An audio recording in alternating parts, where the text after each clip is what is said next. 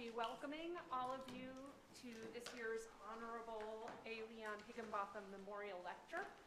And I'm going to leave the honor of introducing the judge himself to my predecessor as dean, and that is Ted Ruger, who's here with us tonight also. If any of you don't know him, in his 8 years as the dean, he took great pride in hosting this annual lecture. And as a tradition, I'm very excited to continue over the next years. He also undertook to honor in other ways Judge Higginbotham's legacy, and so I thought it would be especially fitting to ask him to do tonight's introduction of the judge. Now, Ted has also happily transitioned back to the life of the faculty since we switched roles in July. And I'm really looking forward to hearing from him and also to many years to come of the Higginbotham Memorial Lecture and this important partnership with Africana Studies. I also have to say I'm a legal historian, so I can't help myself from adding just one little bit of historical context for tonight's lecture.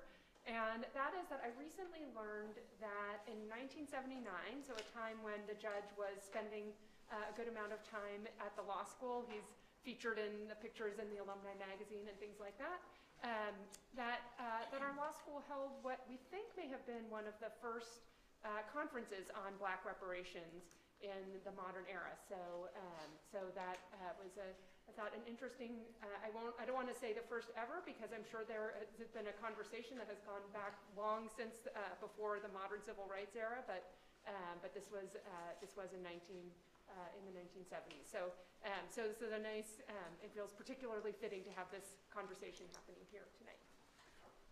And with that, I'll turn it over to Ted, and welcome everyone. Thank you, Dean Lee. I'm one of, this is an auspicious occasion where we honor Judge Leon Higginbotham and his legacy, and we also honor and are graced by the presence of an eminent scholar and advocate himself, Professor Hilary Beckles. And Professor, I was looking at your CV. We're so eager to celebrate you. I think we have about 5 or 6 introducers, so I'm going to go quick. I've noticed one thing.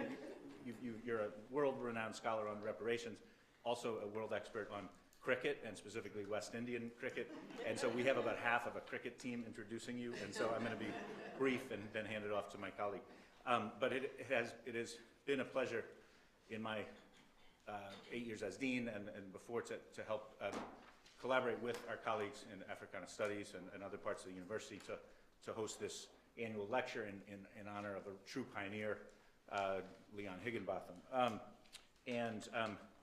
Each year we have a distinguished speaker who comes to join us.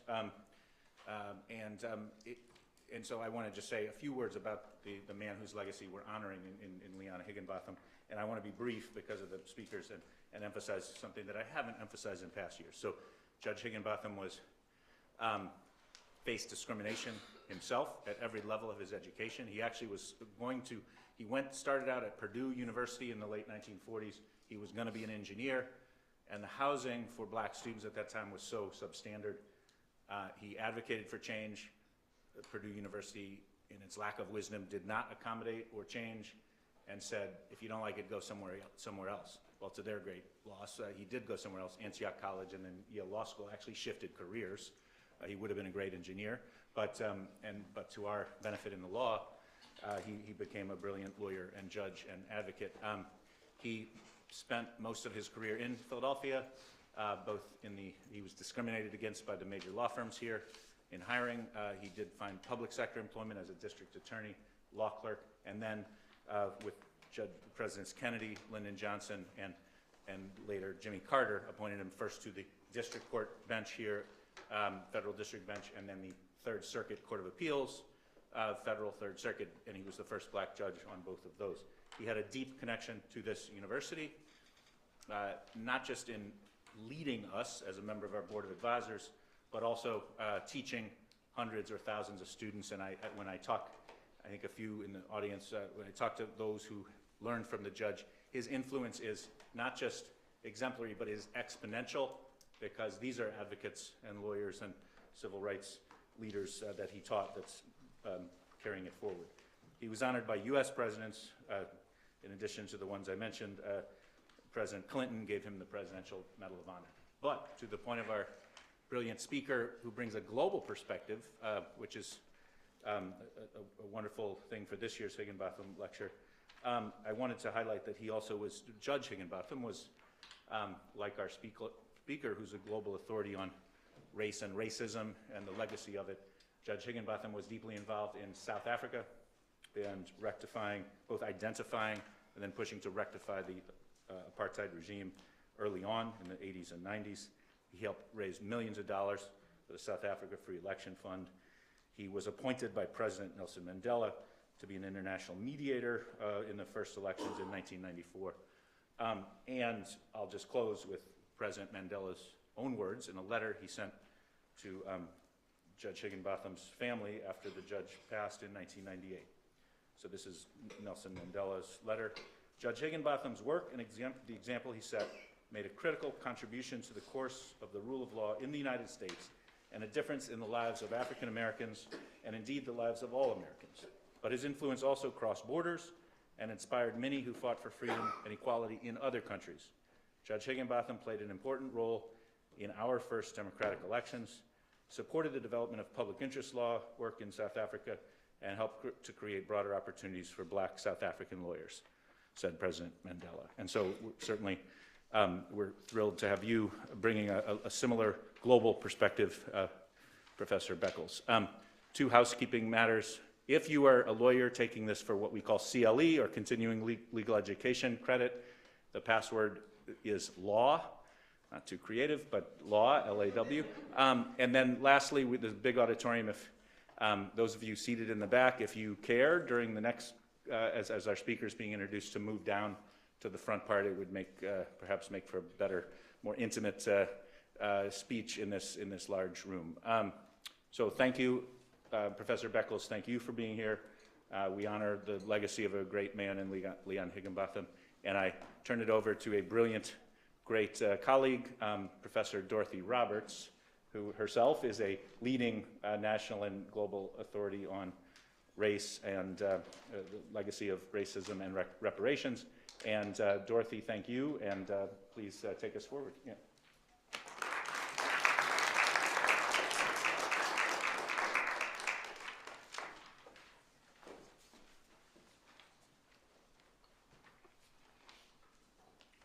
Welcome, everybody. Thanks, Ted, for those words about Judge Leon Higginbotham. I am honored to represent both the Center for Africana Studies and Penn Law School, two of my homes here at Penn, and to join in the welcome to the A. Leon Higginbotham Jr. Memorial Lecture, delivered by our honored guest, Sir Hilary Beckles. Please, one more note, please silence your cell phones if you haven't already.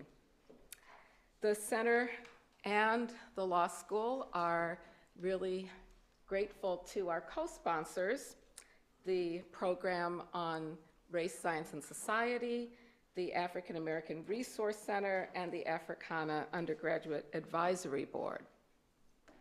Now, our topic for today, I was telling Sir Hilary Beckles, is very timely, and it's especially timely for Philadelphia because just last week, the Philadelphia City Council announced the structure for the Philadelphia Reparations Task Force, which was formed in June, or it was approved in June by the City Council, and has called for applications. So we're honored to have two important creators of the task force, Councilwoman Jamie Gautier, who co-sponsored the legislation, and Rayshawn Williams, co-chair of the Philadelphia Reparations Task Force, and they'll say a few words about the task force before we turn to the rest of the program.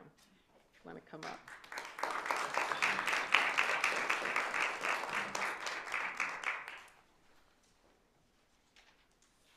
Thank you so much.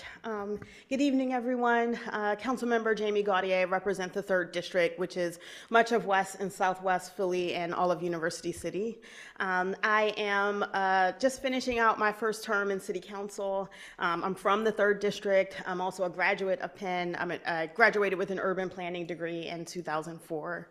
In my first term, I've spent a lot of time focused on housing and gun violence prevention, and basically spreading equity throughout my district, and making sure that poor and working class people in my district have access to the immense benefits and resources that are present here. I also feel like I spent a lot of time fighting. I fought to have the city's first law requiring affordable housing in large developments. I fought for a $3.5 million settlement for the residents of the University City townhomes. I fought to get the school district and the city to commit funds to reopen the Sayre Pool. But a lot of time, I feel like I'm fighting against this huge tide of like baked in inequity, and that's why when Rashawn and Cobra came to me to introduce the legislation to form the task force, I was so excited because I think you can tie a straight line to the condition of our neighborhoods now, and the fact that there was never any redress for slavery and everything that came after it, whether it was redlining or urban renewal or whatever racist policy it was. And I feel like until we get at the root of that inequity, until we give the descendants of slaves what they are owed by this country, that we won't see real change. And so that's why I was very excited to do this in City Council, and I'm very excited about what it can bring. And I know that reparations has to be not just a city effort, a state effort, a federal effort, but I feel like this is a start towards the justice that, has long been overdue. I'll pass it to Rashawn.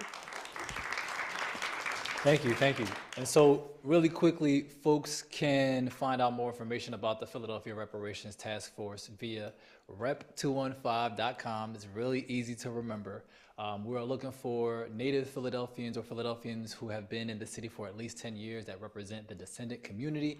And I really hope you all spread the word. And if you are within that descendant group, that you send in your information, because we need as many supporters as we can. Take care, everyone. Thank you.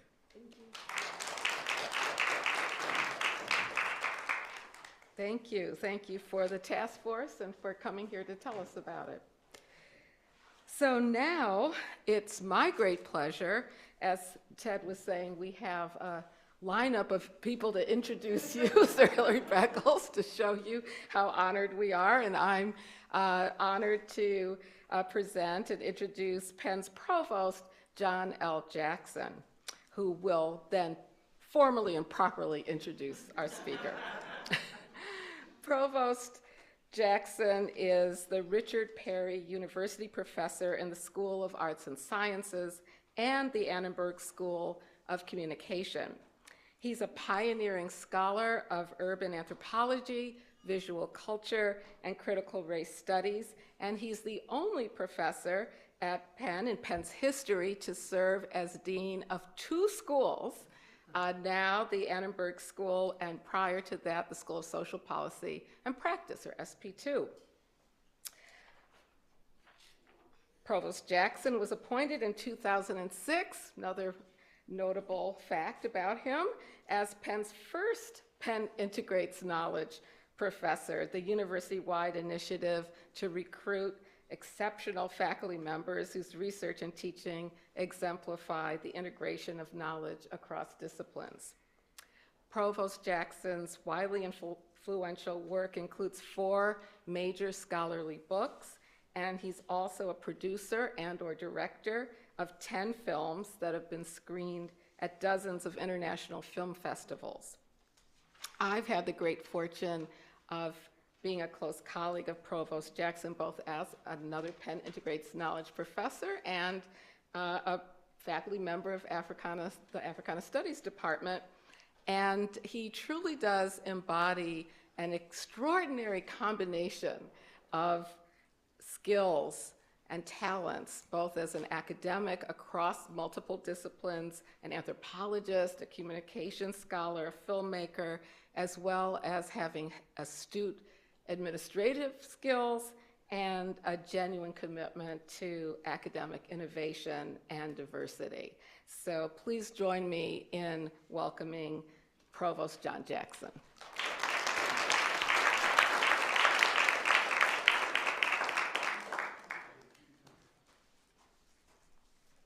I've been telling people all day that the high point of my day was going to be to hear our speaker today, but also to be introduced by Dorothy Roberts. I like to tell people, you know you're in the right room if Dorothy's in the room with you. So it's always amazing to be in your company. I'm glad you're doing the important work you're doing. So thank you again, Dorothy. And thank you all for coming out. I think you're in for a treat. I will be brief as the 56th introducer today, and just say, on Penn's behalf, I'm so pleased to welcome you to the Higginbotham Memorial Lecture, a Penn tradition, a genuine tradition here that dates back to 1989. This lecture series honors, as you've heard, Judge Higginbotham's path-breaking contributions to American jurisprudence and to our university community, where he taught for many years. And Ted gave us a little bit of the highlights of some of what was truly a remarkable career. Before I introduce our honored guest, let me set the stage for our discussion with a brief quote. The issue isn't whether reparations are justified. The question is this an effective way to address problems facing Black Americans? End quote. Now that question was not posed last week or even last month, but nearly 30 years ago by Robert Woodson, a civil rights leader, community activist, and native Philadelphian who earned his degree right here at Penn in the School of Social Policy and Practice, when it was the School of Social Work. 3 decades later, still a very salient question. What is the best and indeed the most practical way to address in the present the injustices of our past? Philadelphia itself has taken up this question, as you've heard. The City Council is really going to tackle this head on. And as you probably know, a similar group in California has recommended reparations amounting to about $1.2 million for each descendant of an enslaved person in that state. The approval, a lot of folks argue, was largely symbolic in that moment. But the question still remains. Are reparations, even assuming they could be made, an appropriate remedy for slavery and systemic racism in this and any other nation? For decades, our speaker this evening has examined this and related civil rights issues in numerous contexts and places, and makes a convincing case that in fact they are, or at least that they could be. In more than a dozen books, 8 plays, and 100 essays, Vice Chancellor Beckles has examined the history of slavery, reparations, and social justice, gender relations in the Caribbean, sports like cricket, sustainable development, and popular culture more generally. This evening, he will speak to us on reparatory justice, and I know we'll get a lot out of it. At the University of the West Indies, he served as Vice Chancellor, the school's principal academic and administrative officer since 2015, and as Professor of Economic and Social History since 1991. He has also served as chair of the Caribbean Community Reparations Commission since 2013, and as an inaugural member of the United Nations Science Advisory Board on Sustainable Development. He's also served as advisor for the UN's World Culture Report. So doing a ton of work in the Caribbean and all around the world on this and other related issues. In 2007, he received a knighthood, Commander Knight of St. Andrew, the highest national honor in Barbados. Congratulations on that, and I'm confident this will be an engaging discussion this evening. We look forward to it. Thank you for joining us, and please you all join me in welcoming Sir Andrew Beckles to the podium.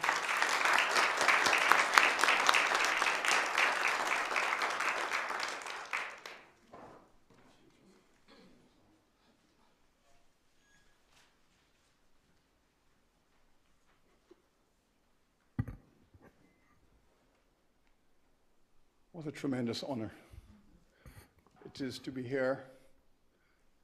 Thank you, Provost Jackson, for your kind remarks, and all of you deans and former deans, city councilors, fellow reparationists, colleagues, academics, and students, and members of our community. It is really, truly not just an honor, it's a joy, in fact, to be here and to be a part of this extraordinary legacy of the Honorable Judge Higginbotham. He resonates across the Caribbean today and then across the diaspora. As we've heard, South Africa and beyond. I have been a great admirer of his work, and I'm really thrilled to say a few words in respect of his legacy. This moment is a moment in which I'm required to write and speak about the current state of the global reparations movement. I believe that now there is such a thing as a global movement, and we have been building this moment and this movement for decades, if not for centuries. Reparations is no longer an eruptive moment that occurs each time some tragic development takes place in the Black community somewhere in the world. We've gone beyond that now. We have, in fact, built a network, a global network, a movement, so that we can all move globally as one when required. How did we arrive at this moment? I would say that this moment is probably the fifth iteration in the development of the movement. If in our Americas we contemplate the language of reparations, it's a language that we've been hearing and reading in the archives since the 16th century. And almost every century thereafter, this movement has been rising and falling and rising. Not falling in the sense of being removed from consciousness, but erupting in popular discourse. Then it fades away for another 50 years, and it erupts again. And I would say our moment is probably the fifth eruption. The eruption of the post-civil rights movement, the post-independence movements in the Caribbean, the post-revolutionary moment in the Caribbean, the Cuban Revolution and others. But this is where we are now. And I do believe that this is it. It is now going to be an endemic, persistent, continuous part of global conversations. I would say there are two reasons for this. One, it is part of the unfolding of modernity. It is part of the unraveling of the logic and the structure of the modernity of which we are a part. The rise of the democratic movement out of the rubble and the legacies of modernity. How could we have built a modern world with all of the philosophical and ideological promises of an enlightenment? And despite all of that, we structure this on arguably the greatest crime ever committed against humanity. Has always amazed me in the Caribbean, for example, in these beautiful islands, these God-given paradise, how anyone could have come into these beautiful islands and built economies on slavery. it always seems so contradictory to me that the human mind can imagine evil even in paradise. But we understand how these things happen, the quest for profit, the quest for material advancement, the quest to dominate other people and other civilizations, and this competitive urge that exists within most cultures and civilizations. So it is a part of that broader unfolding of the democratic ethos of our time. And therefore, it is an intrinsic part of humanity in search of justice, fairness, equality, and all of those features. It is a part of that process. It is also, simultaneously, a part of the process of the rise of the African black people from under the yoke of this enslavement process, this malarkey, if you want to call it that, emerging out of that, surviving it, emerging out of it, fighting against it from day one, 500 years of black rebellion, erupting continuously and forging its way into the modern period, that we are a people like everyone else with a contribution to make to humanity, and we will make it. We have made it and will continue to make it and to be heard in this world. So these are the forces, I believe, that are residing behind this impetus to push the reparatory justice movement to the center of international dialogue. And this, we are finding, has variations in different geographies, but those variations are not of a philosophical nature, they have a practical nature. There's a US conversation, there's a Caribbean conversation, there's a Brazilian conversation, there's an African conversation, and all of these conversations are taking different shapes and forms in different places, but they are held together by common denominators, and we will speak about some of those as we proceed. I think it's important to begin with the engine, the source of energy that drives this process.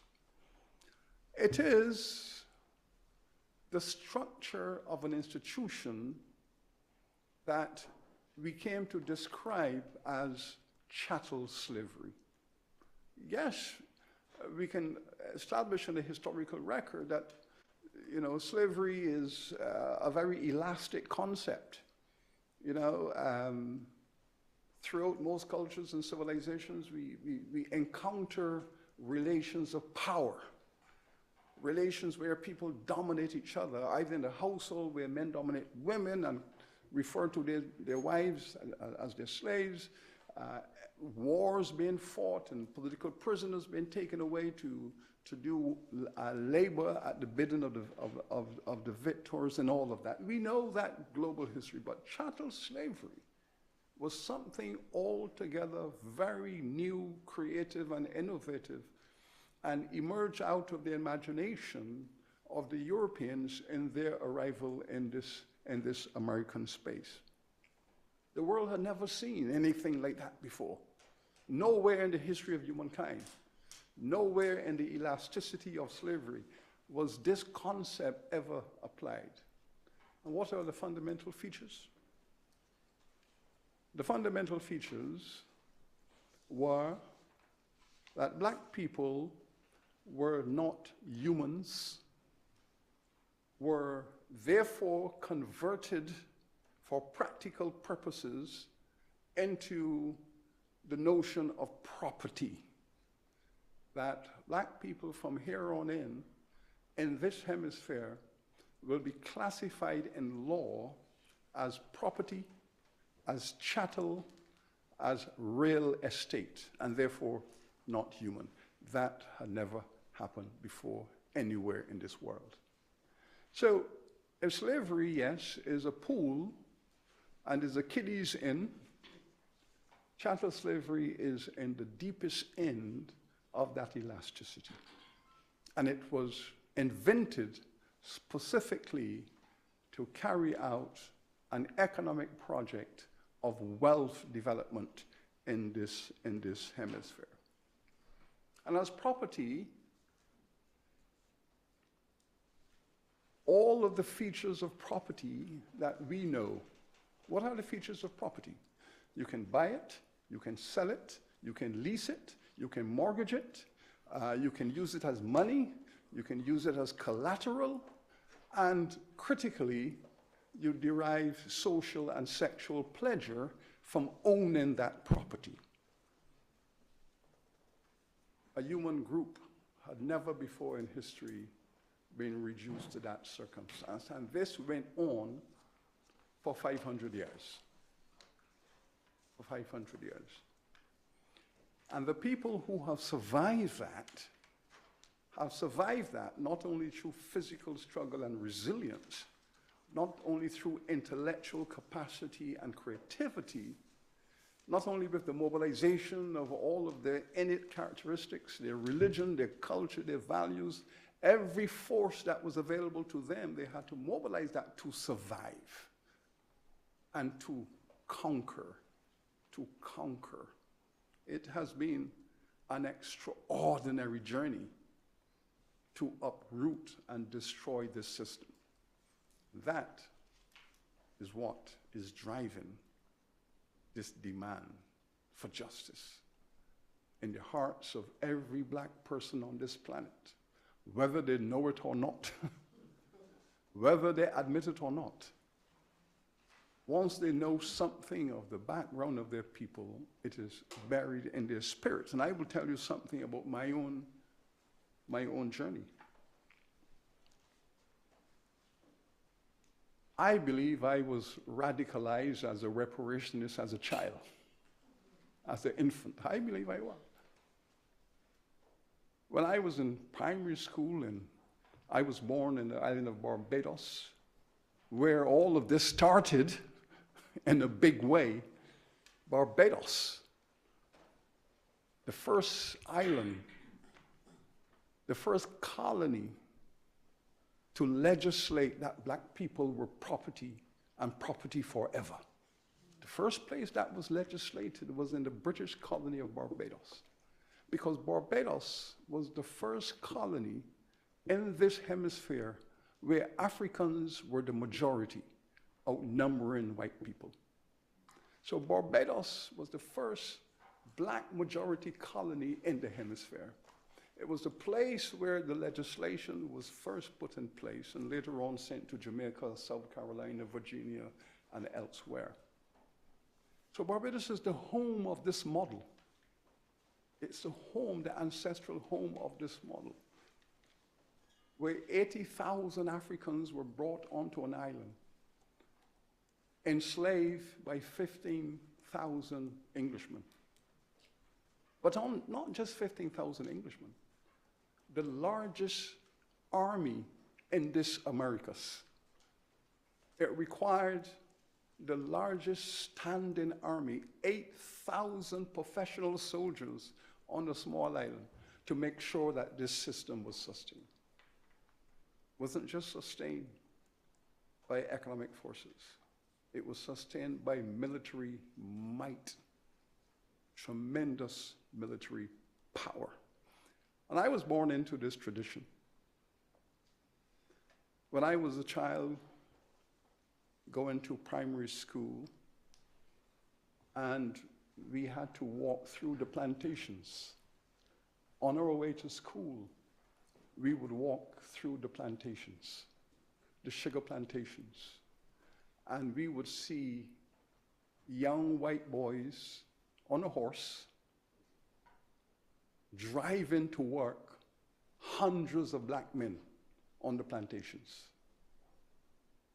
Now, for you, you might very well say that we have seen those images in the South.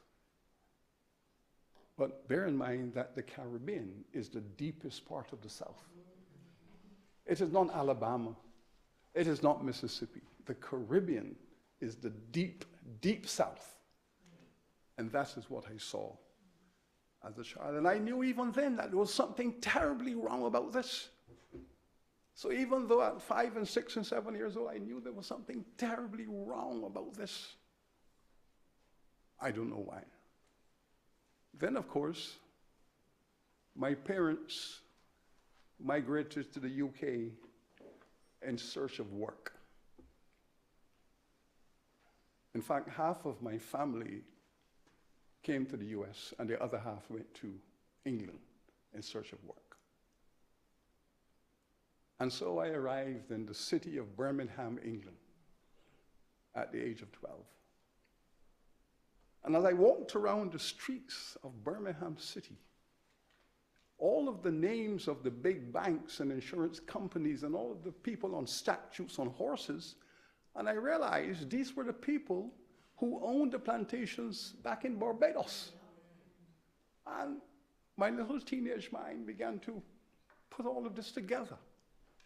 I am now in the city, the industrial city, the largest industrial city of England, and the roots of it, the entrepreneurial roots of it, are back there in the Caribbean. Thus, slavery and capitalism, slavery and industrialization, slavery and the rise of Britain as the first industrial nation. All connected. That was perfectly clear. And so I go off to university. I survived the high school system, the grace of God, because in those days, you know, they would take the little kids. The kids are coming with their parents, and they would take the kids and throw them in the ghetto schools. And your parents, not understanding, were just happy to know that the kids were in school, but they had no idea what these schools were all about. So one moment, I was going to an old grammar school in Barbados, and the next moment, I was in a reform industrial school in Birmingham City. That was how the system worked, to break the adults and to break the children. So we survive all of that, and I go off to university and got involved in student politics, got involved in the anti-apartheid movement, the Free Nelson campaign, liberation in Zimbabwe, Mozambique, Angola, and we're teenagers now and we're on the global stage. And lo and behold, I attended a meeting of my campus council. As a student leader, we were entitled to sit on the council or the board of trustees of the university and to hear the vice chancellor's report, annual report to the council. And I could not believe what I was hearing, that my university was investing its financial resources in South Africa because it was the quickest, cheapest way to make big bucks. The return on investment in South Africa was greater than any domestic investment. And so the universities were burying themselves in the economy of Southern Africa. At 18, this was too much to bear. And so we closed that university campus down until that university took every cent out of South Africa. But we were doing this because all of these things were connected. They were all connected everywhere you go. So like you, counselor, I didn't set out to be a reparationist. But everywhere I went, to every corner, every country, every institution, I'm encountering the same set of issues. And you have to respond. Now, you know, the worst kind of upbringing you can have if you want a peaceful life is to be raised by a preacher. When my parents went off to the UK, the children were left with the grandparents for a while. And my grandmother was a Pentecostal firebrand preacher. Boy, there is nothing that woman despised more than injustice. So I think I inherited from her that perspective. So here we are now, in this moment. It all came to full maturity for me when the United Nations assembled the world in Durban, South Africa in 2001, the World Conference Against Race, Racism, Xenophobia. And we were all gathered there. And on the agenda was the issue of reparations. It was a test for the world in 2001 in so many different ways. The American government pulled out of the conference on the basis that if reparations was on the agenda, they will not be a part of the conference. And so we saw Condoleezza Rice and Colin Powell providing the rationale for the movement out of the conference. Condoleezza Rice, Secretary of State, I think she was at the time, I cannot remember, made a statement that the issue of race and racism is a domestic matter, and we will discuss this in America, but we will not discuss it in the world. It's not for international litigation, this is a domestic issue. The European Union took the same position, that they were going to be removing themselves from the conference because they find the concept of reparations offensive, and that the black countries have the audacity to put this matter before them for discussion. And they were leaving. It was a very difficult moment because the world had arrived in Durban looking for reconciliation, looking for fairness and humane conversations. Instead, what we found was rage and anger. I must confess it was the first time that I had experienced that kind of rage and anger.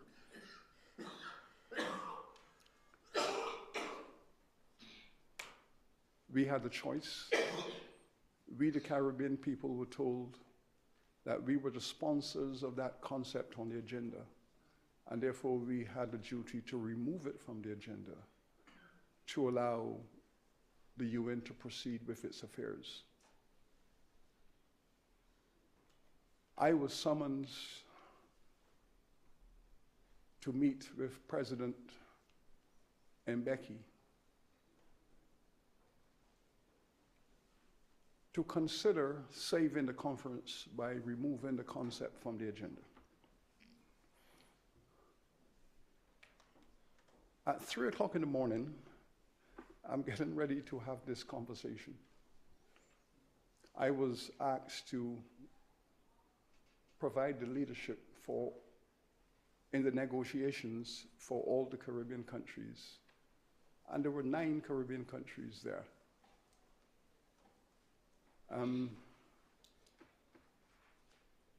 You might have heard of the Honorable Dudley Thompson, who was a well-known global Pan-Africanist and who had spent a lot of time in Africa looking after Kenyatta in the Mau Mau struggle against Britain.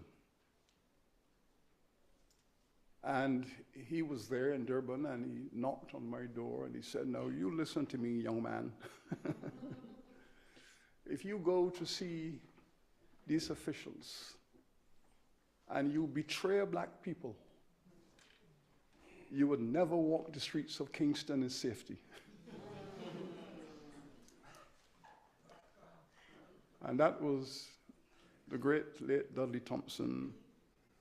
And I went to the conversation and I said, on behalf of the people of the Caribbean, on behalf of the people of Africa and its diasporas, we cannot agree. We cannot agree to the removal of reparations from the agenda. And if the conference must collapse, let it collapse, and we will start all over again when the world is ready. And that was that. Then there was another conversation at 6 in the morning, and we agreed to a compromise. And the compromise was that the word reparations will stay on the agenda, but the conversations resulting from that agenda item would not be binding on any party.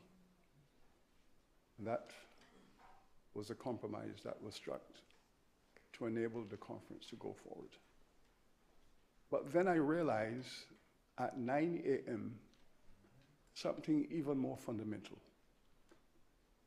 We were gathered in the plenary hall, and as you know, in some UN conferences, you are seated alphabetically. So I am sandwiched, Beckles, between Arafat and Castro.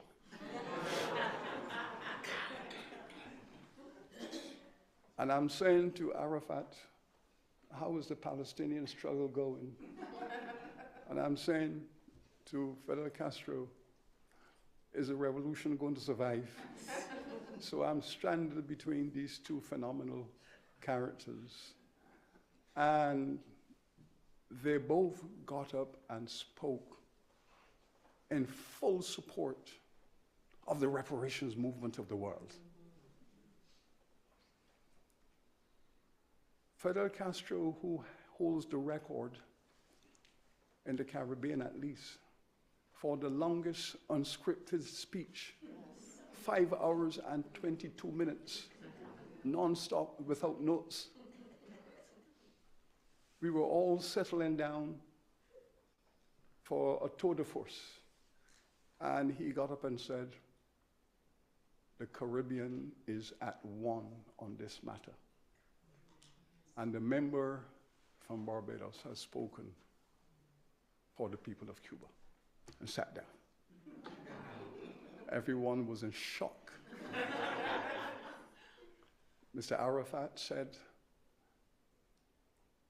we understand very well the issue of being stateless, homeless, and we are standing with the people of Africa on the issue of reparations. And so it went on and on. Thus, the beginning of the movement. But let me say this. You would walk through the corridors of that conference, and the representatives from England and France and Germany, they would walk past you and you would say, good morning. And they would just look at you. And the rage in their eyes, the anger that this matter has found itself at the center of global conversation. And that we had brought this matter there was so much anger. I returned to the Caribbean, and I was asked to give a debriefing session. And I said, my thesis was in that debriefing that the world is in a very terrible state, because those 5 days I have never felt such hatred and anger, and something terrible is going to happen. And then that morning I was getting dressed and taking my kids to school, and my wife said, you have to come and see this. What you were speaking about is happening. What she was talking about was 9/11. and the planes flying into buildings. And she was saying, this is what you were talking about. And I sat speechless because one could feel that something awful was going to happen. One could feel it. One had no idea what it would be or could be, but there was a sense coming out of that conference that something terrible was going to happen in this world. However, as always, there's a dialectical process. There's action, there's reaction. And I said to my colleagues in the Caribbean, do not despair by that hatred we have experienced. Do not be demotivated by the anger that we have felt. Black people have always give primacy and priority to peace and love. And in the deepest despair, we always find somehow some love to give in response.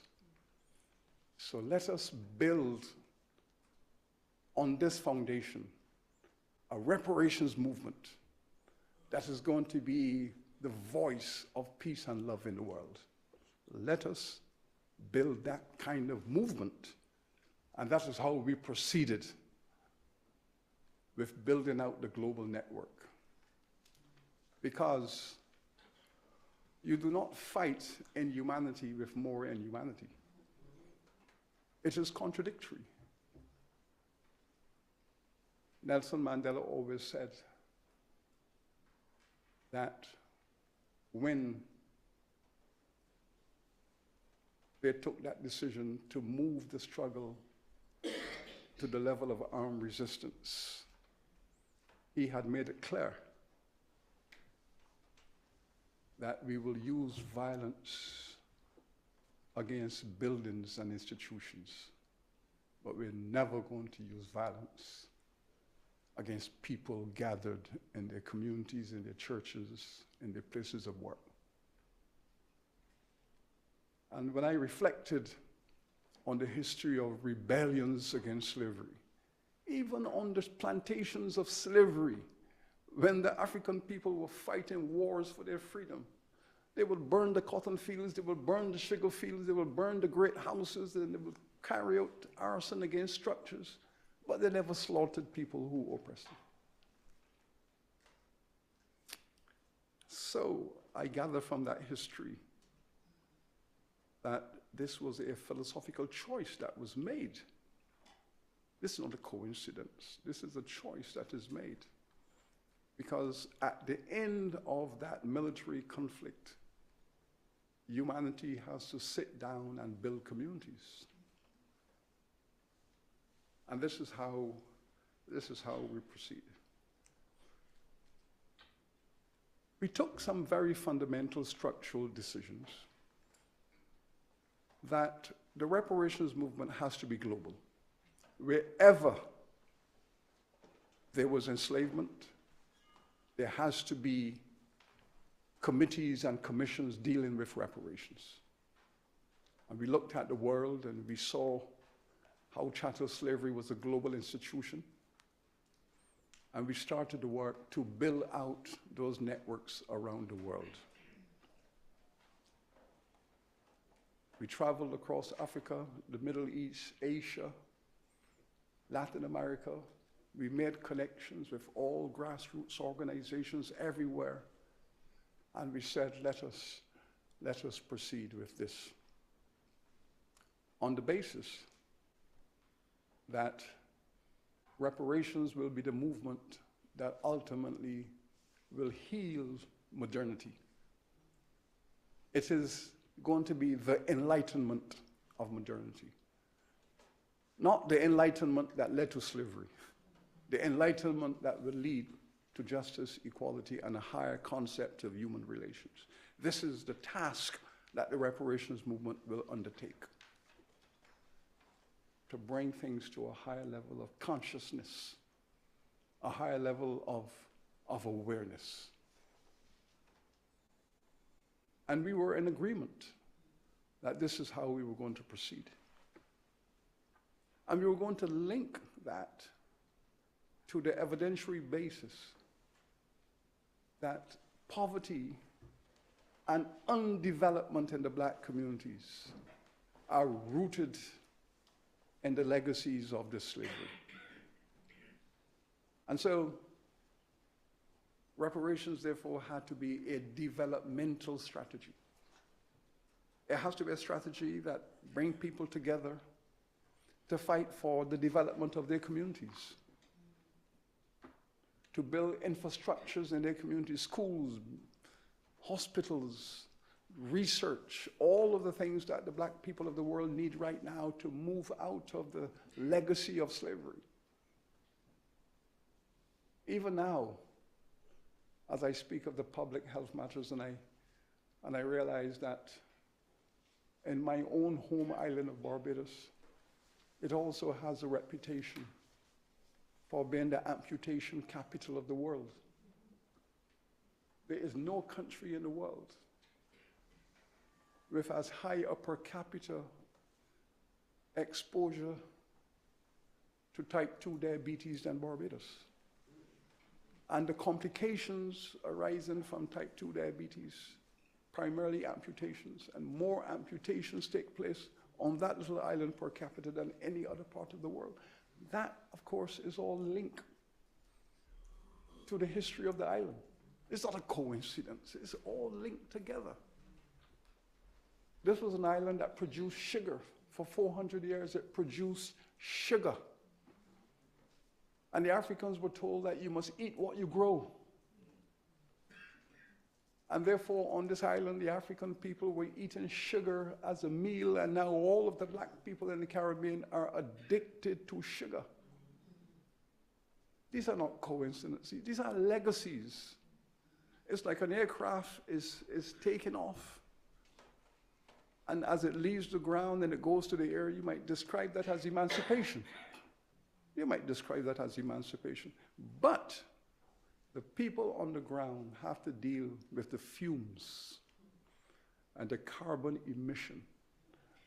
So yes, that is what you have to deal with now while that machine takes off. And yes, slavery is over, but we are now dealing with the fumes. We are now dealing with the emissions. So as the Western world took off into industrial development, the black people in these communities are now dealing with the consequences of these developments. And we understand this all too well.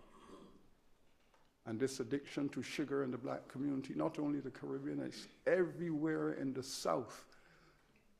The data on diabetes coming out of Alabama and Mississippi, the data are the same as those coming out of Barbados and Jamaica. Why is that? Why is that? A reparatory justice movement has to take into consideration all of these things. How do we reverse these kinds of issues? These are now public health issues, in addition to the poverty and the illiteracy. There's now the public health pandemics to be dealt with in black communities. When these Caribbean islands started a campaign to become sovereign states, independent nations and states, to take our destiny into our own hands, there were two strategies. Who will take responsibility for the damage that has been done? Fidel Castro took the view that the only way to secure reparations was to appropriate all of the properties of American and European institutions. And that was reparations. That was taking back some of what was taken out. So that was one approach.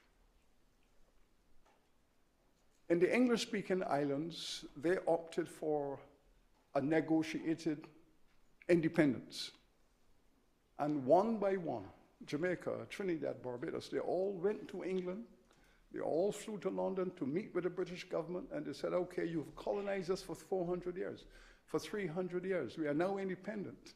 You need to give us some development support to convert your colony into a sustainable nation. When Jamaica became independent in 1962, 80% of the black people on the island were functionally illiterate. And they had been under British rule since 1655. From 1655 to 1962, and that was the state in which Britain left those people. And then they go to London to discuss a development strategy, and the British told them, we owe you nothing. You want independence, but you can have it. Go, you are on your own. And therefore, that was the model that was used in the Caribbean. They told the same to the government of Barbados and Trinidad. You want independence? Take it and go. You're on your own. No development support. Now, two things happened as a result of that. One, they were all demanding reparations as a part of nation building. The British government said no, no support, no debt. Sir Arthur Lewis, who, as you know, is a Nobel laureate in economics, he was at the time doing the job that I am doing now. He was Vice Chancellor of the University of the West Indies. And he wrote a paper in which he said to the British government, you have had 200 years of unpaid labor from 20 million black people in those islands. For 200 years, unpaid labor from 20 million people. Do you wish to compute that? 20 million people for 200 years. Free labor. You have to put something back into these islands. Again, the British were very bloody-minded. We owe you nothing. We owe you nothing. And so those islands started out in their independence, having to borrow millions and millions of dollars to do basic things: build a road, build a bridge, build a school, build a hospital, build an agricultural research station. Everything they needed to do, they had to borrow money to do it. And now they say that the Caribbean is the most indebted part of the world economy. Of course it's the most indebted part of the world economy. How else could they give their citizens basic facilities other than to borrow? When the country that had been extracting that wealth walked away, what the reparations movement is saying, nope. The reparations movement is saying, you have to return to the scene of your crime and help these people to clean up this mess that you have left behind. There's no walking away from it. And if it takes 1,000 years, we are going to hold you to that. You must come back here and clean up this mess that you have created. That is the heart of the reparations struggle. The demand for legitimate fairness. Our biggest struggle in putting this movement together globally was bringing the African governments on board.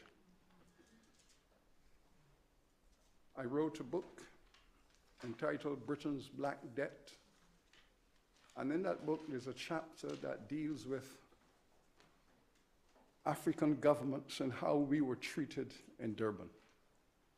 We, the Caribbean people, we, the African American people, and the African governments turned against us.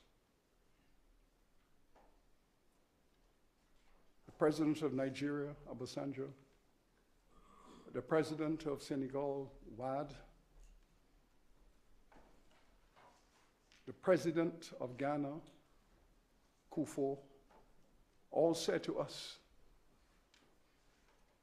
we cannot walk with you on this reparations journey. Nope, you're on your own.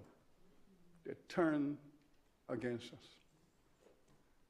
It was the greatest act of betrayal in the Pan-Africanist movement. And I suggested then that Pan-Africanism as a movement was going to die a slow death because the betrayal of African governments. The remarkable thing about that situation, however, was that the Durban Conference was made up of two separate conferences. There was the Intergovernment Conference, the Conference of Governments, and in the building next door, there was a civil society conference.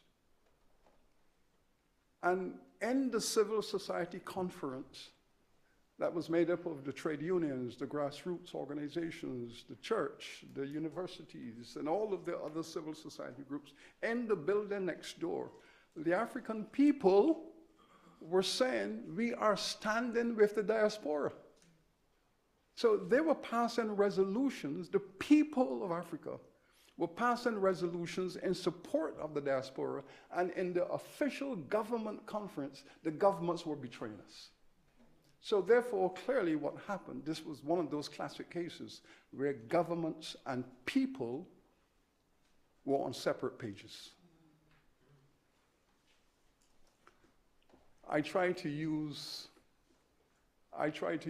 moral suasion. But there are moments when moral suasion is the weakest possible force you could ever imagine. And I said to those African prime ministers and presidents, did we, the diaspora, not stand with you in your struggle for independence? Did we not stand with you in the struggle against apartheid?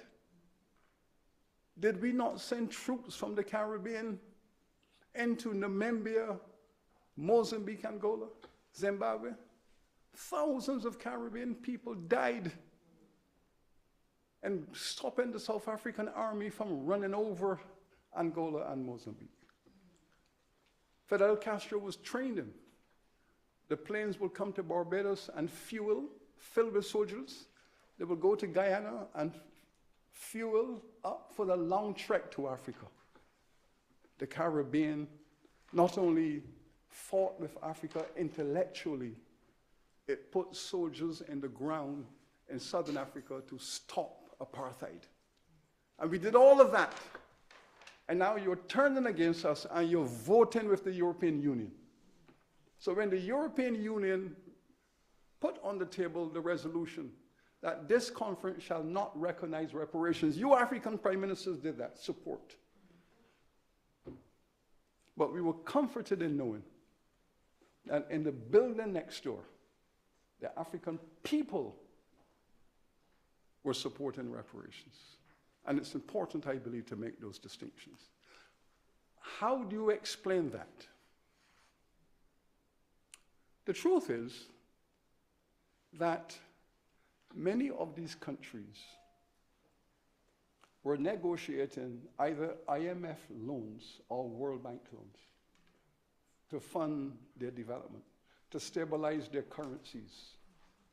And they were told categorically, if you need friends at the World Bank, if you need friends at the IMF, declare your friendship for the West right now. I believe they were blackmailed. One by one by one, they were blackmailed. And of course, there was also the issue which is fundamental. Many of them believed the Western propaganda, the mythology of Western historiography, that the Africans were their trading partners in the slave trade, and therefore have no legitimacy to call for reparations. Well, that was an argument that was used in the 1780s. In the 1780s and 1790s, when the world was saying, stop the slave trade, stop the slave trade, stop the slave trade. The slave traders were saying, you cannot stop it because the Africans are our partners. This is a commercial transaction between us and them. We're not going in there and doing what you said. But that propaganda found itself into the literature, into the history, and therefore many people in this world somehow came to believe that the Africans were selling their own people and that they were the primary source of supply. Well, it's important that we get this history correct. When the Europeans arrived in West Africa, and the good thing is that they kept meticulous records. When they arrived in West Africa, with their gunboats, with their military armada, and they arrived with the demand for labor, the Africans found themselves in a circumstance where they had never before seen such military might. They had never before seen such military power. Never before. We have documents from the British records that show, for example, the British government is writing a letter to the military officer at Elmina. The king is opposed to us having slaves. Any king or any leader who opposes this trade, you must remove them. We have records to show how they were terrorizing the political leadership of West Africa. This was the beginning of the age of terror. This was the beginning of the age of terrorism, where African leaders were being assassinated on a daily basis for standing against the slave trade. Of course,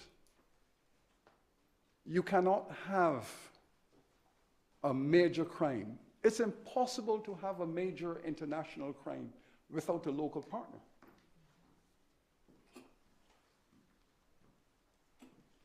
The people who bring narcotics into this country can only do that with a local partner.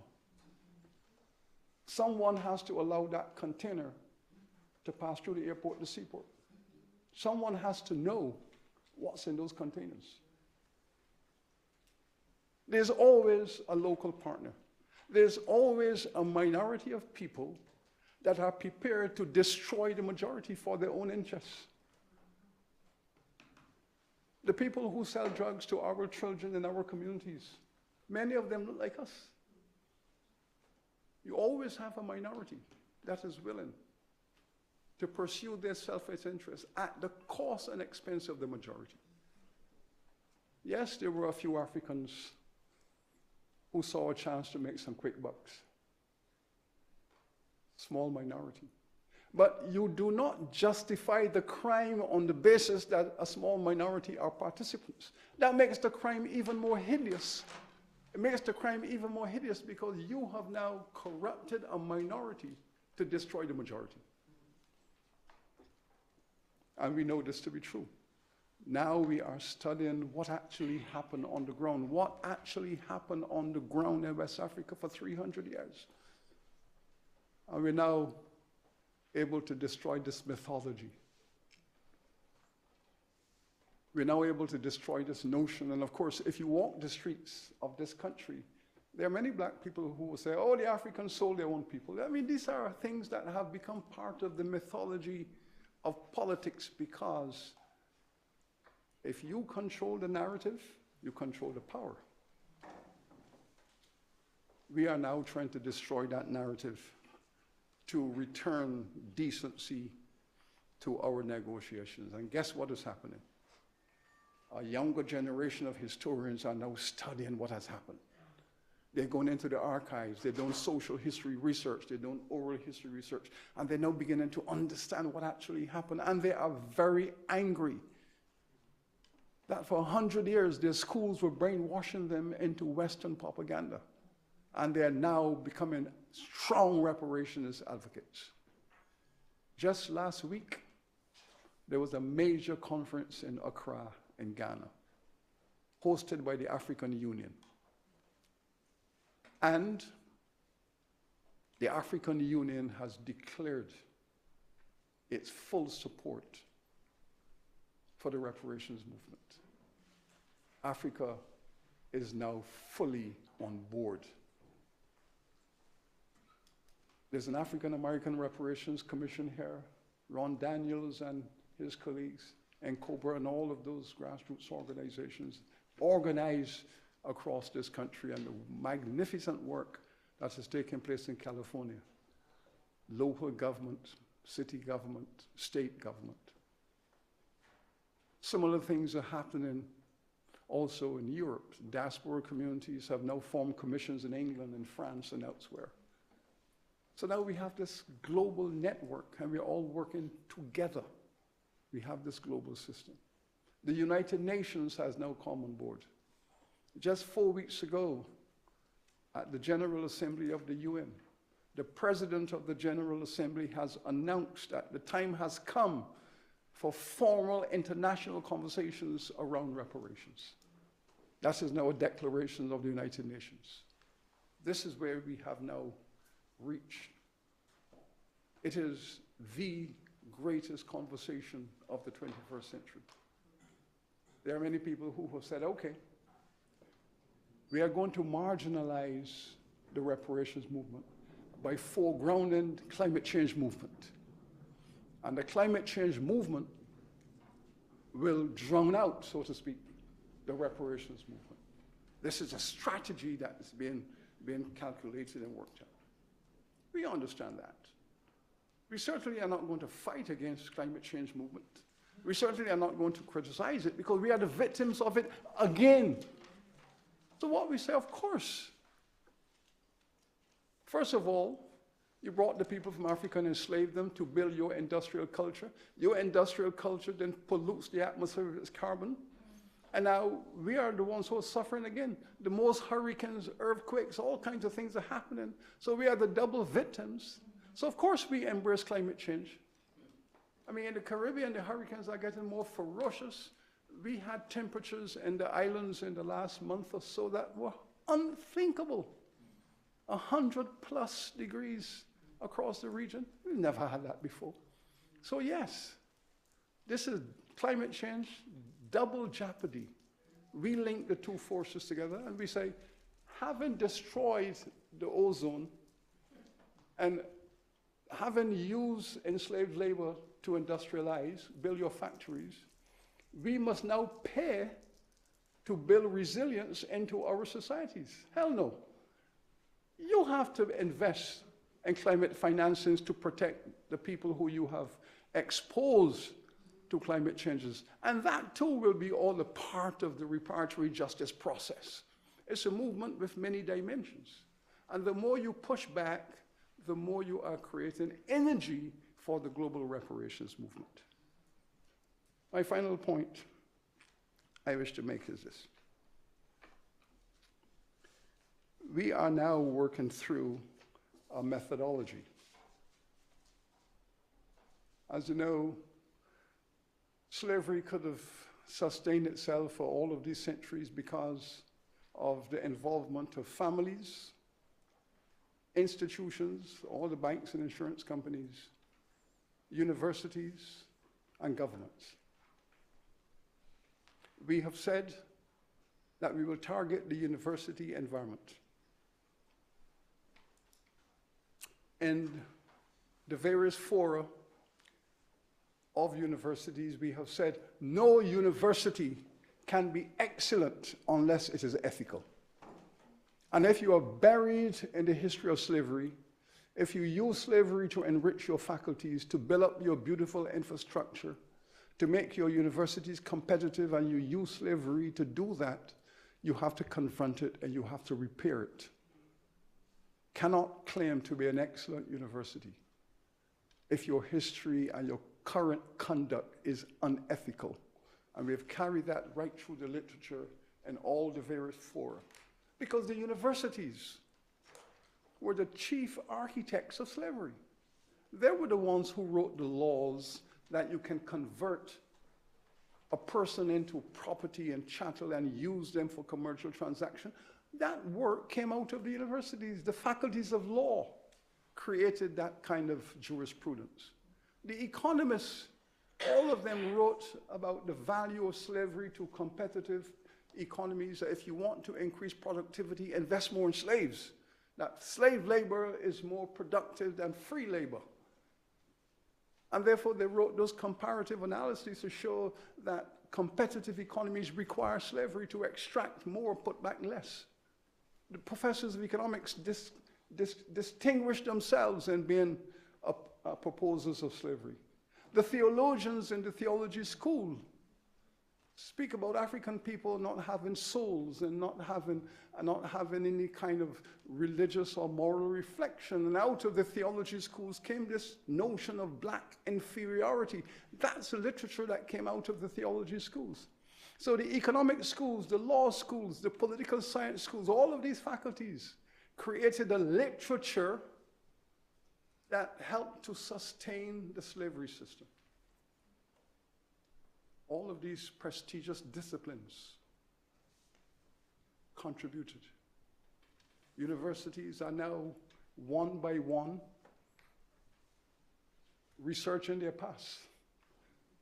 And the deeper they dig, the more they find. But, however, there's still the question of courage. They find the evidence of their engagement with slavery, they research it, and what do? They run. They run from it. So we now have a paradigm called research and run. That's a new paradigm, research and run. Universities are researching, oh my God, they're discovering, blah, blah, blah, run away. Give Tulica scholarships and shut up, shh, shh, shh. Research and run. Not research and repair, research and run. That is the university's response.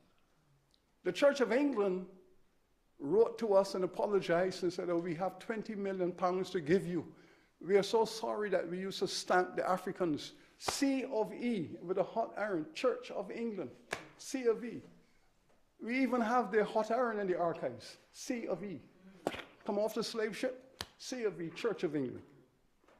Oh, they're so sorry. Here's 20 million pounds. Shh, go away. So we have to deal with them now. Last week, Lloyd's of London, the biggest insurance company in the world, Lloyd's of London apologized, called a big press conference in London, apologized, and said they have 50 million pounds to invest in the black people in England. Because they used to insure the slave ships. Every slave who got on a ship, and that ship, the cargo and the ship had to be insured. You're not going to put a ship filled with 300 Africans going across the Atlantic for 8 weeks on a hurricane-infested Atlantic Ocean.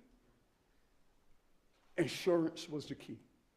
Lloyd's of London emerged as the greatest insurance company in the world because they insured the slave ships. Now they're having this conference in London apologizing and putting 50 million pounds on the table. And we say, hold on a second. All of these families and institutions and universities and banks and insurance companies running around handing out millions of dollars as reparations. But are you talking to us?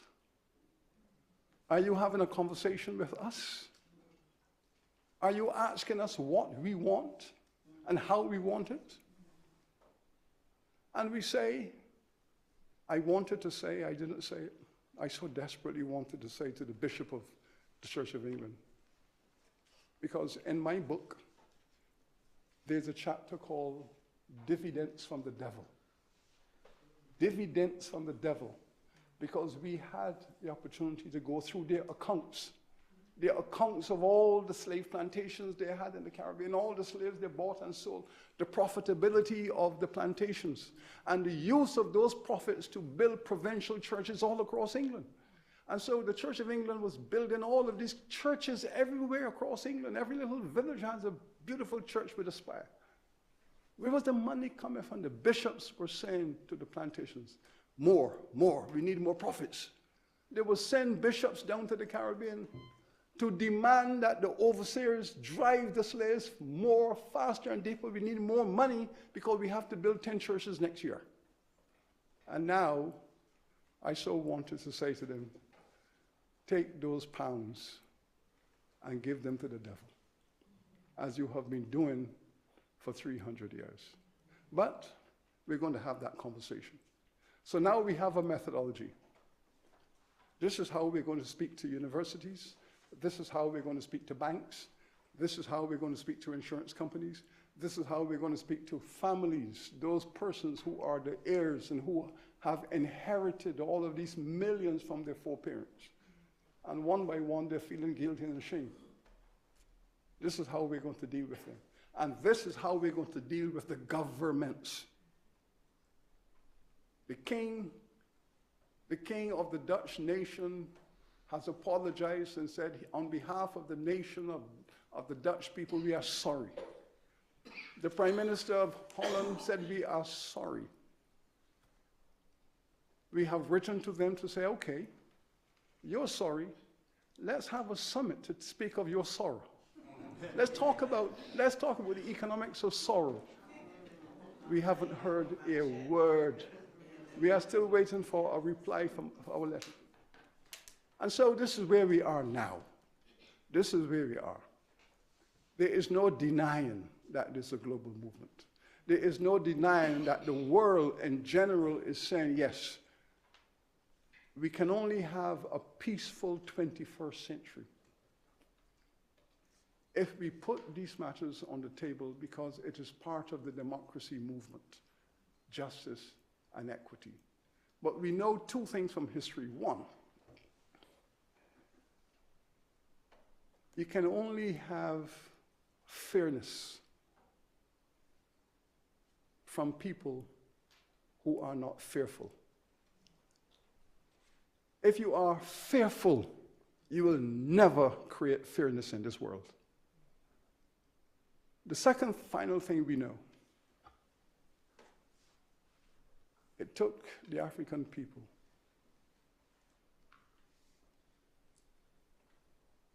300 to 400 years to uproot slavery from the world, chattel slavery. It took us all of the 19th century to eradicate slavery from this hemisphere. The Haitians people in their revolution abolished slavery, abolished it in their constitution, 1804. The last country was Brazil, 1888. It took all of that 19th century, country by country by country by country, to shut down the slavery stuff. 100 years of effort. Then it took us all of the 20th century to get civil rights, human rights. All of the 20th century to give black people civil rights, to give women equal rights, to give justice to everyone. It took all of the 20th century to fight those battles, to bring justice to the world. And now we are here at the beginning of the 21st century. And this is it. This 21st century is a century of reparatory justice. And if it takes us all of the 21st century from now to 2199, this struggle is going to be waged, because this is it. Thank you very much.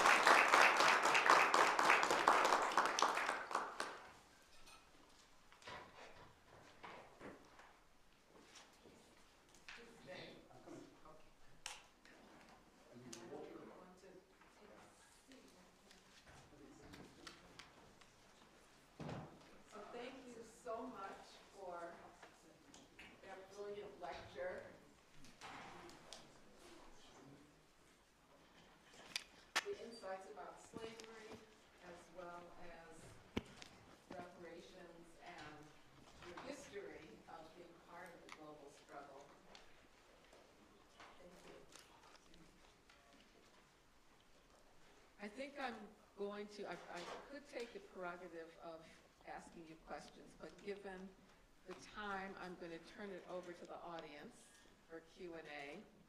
And first, let me say that the second CLE credit word is reparations. And you know what, I don't know if I'm breaking some rule, I'm going to give the third one too. Africana.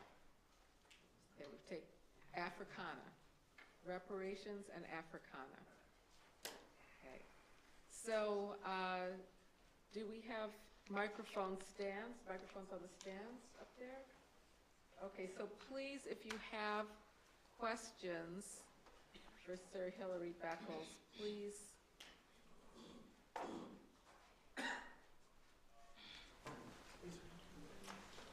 Raise your hand. I see. Okay, please raise your hand. We have a question up here, and then one down here.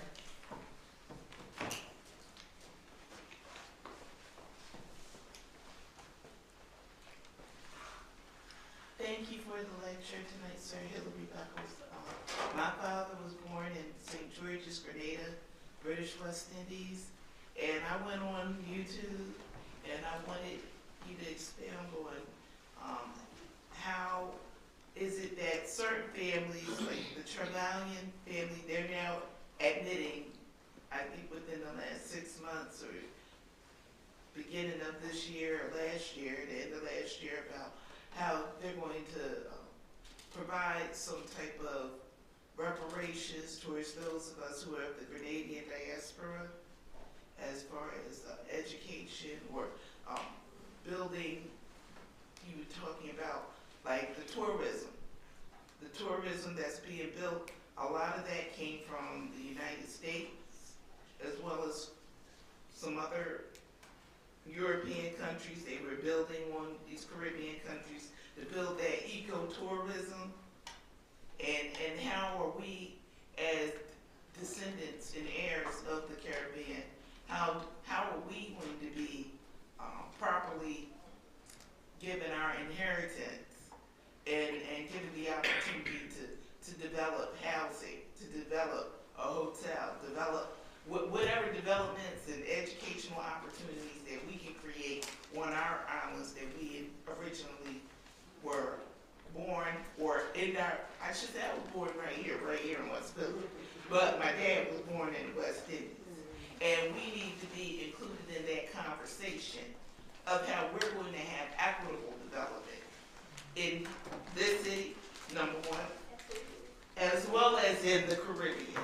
So there needs to be equitable tourism, development, creation of trust funds, because that's what the Europeans did for their children. And I find that there seems to be a disconnect when other cultures do it. They let you know, oh, they're Italian, or they're British, and they let you know where they're. All right, so let's let Sir Hilary answer that. Well, early this year, the Trevelyan family got in touch with us at the Reparations Commission. The Trevelyan family was the largest slave-owning family in Grenada. They owned over 6,000 enslaved Africans on that small island, and they made an enormous fortune out of it. It's a family that is now part of the British aristocracy. Laura Trevelyan, who until recently was a BBC producer, reached out and said that she would wish me to speak with her family that has built up its status on the basis of Caribbean slavery. And of course, as I said, it's an aristocratic family, which means they all went to the best schools, the best universities. They're all dominant in law, in medicine, in politics, and so on. Her grandfather, Lord Trevelyan, was arguably Britain's leading historian at Oxford most of his life, and he wrote several books on Britain, several. I had to study them when I was a student. He never once mentioned slavery. Never once mentioned slavery, and he was professor. So I met with the Trevelyan family in a town hall meeting on Zoom. And I was on the one end of the Zoom, and about 40 of them were on the other end of the Zoom in London. Different ages, different generations, but all of them the inheritors of the wealth of slavery. And they wanted to make atonement. They wanted to apologize. They wanted to come back to the Caribbean and meet the people in Grenada and say how sorry they were about what their foreparents have done. And they all believed, yes, slavery was a crime against humanity, and our family committed these crimes against the African people, and we're very sorry, and we want to make amends. And I made the arrangements. I invited them down to the Caribbean, organized a press conference for them to speak to the people of Grenada, and to speak to the descendants of the people they had enslaved, who came out in their hundreds, to hear these people whose names they knew of as the enslavers. And it was a conversation. The question is, they're all formally and officially apologized to the people of Grenada. They said they were terribly sorry that this crime has been committed against the people, and that they would wish to work through a reparations strategy with the community where they were the enslavers. They said they realized that they wanted to put £100,000 in a fund to begin a scholarship for the children to go off to college and so on, but that they were going to work in a range of engagements to help to elevate those descendants out of poverty and build them into a viable, sustainable middle class. So that conversation has taken place. It has happened.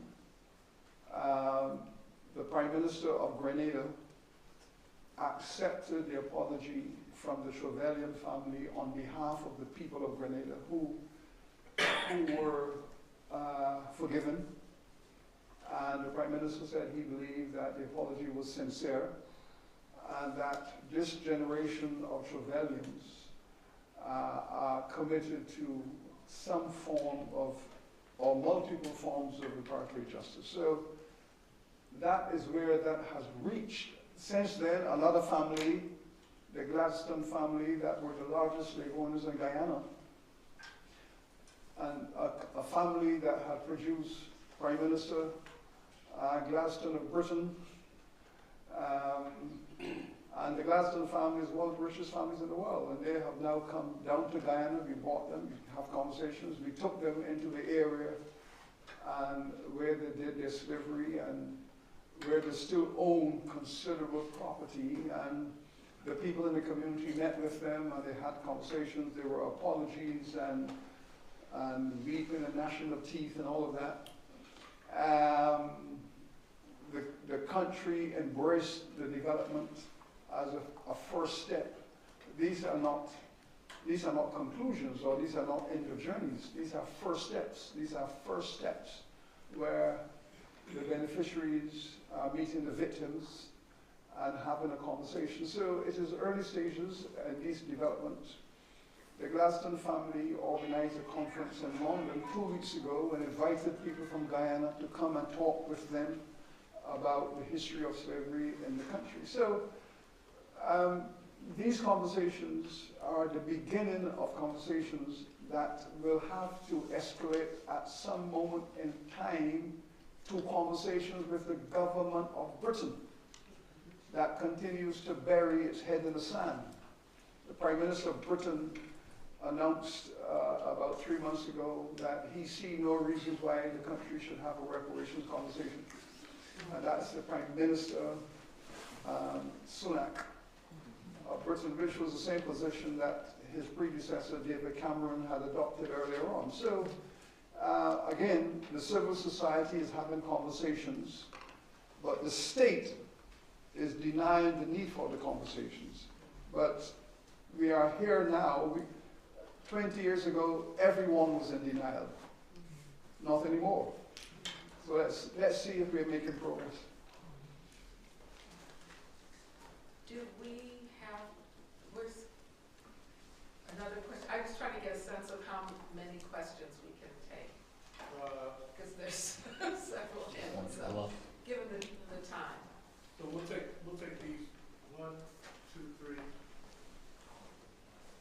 that's it.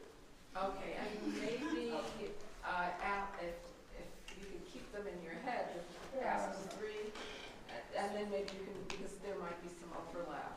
You must remember, you know, that I'm in the Biden age category. I'm not sure if I can. Me too, that's why I said that, because I have trouble. In my head, But I'll help out, okay. Yeah. So maybe those 3 who are identified, if you could ask your questions. I'm just thinking there might be some overlap. Yeah, of course. I'm just joking, of course. Me too.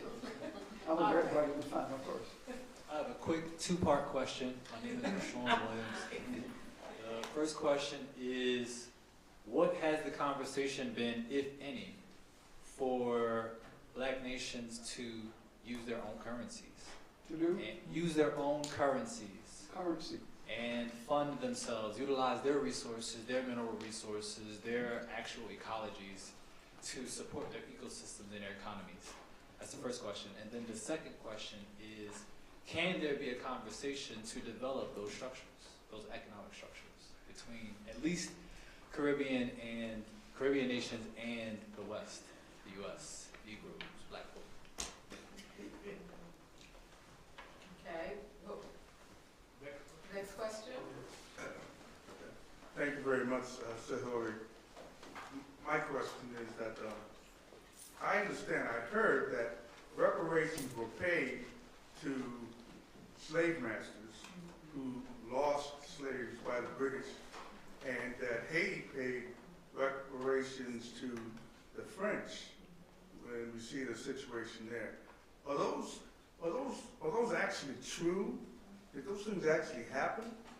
Where millions and millions of dollars and billions of today's currency were paid to the slave masters while the captured people got nothing?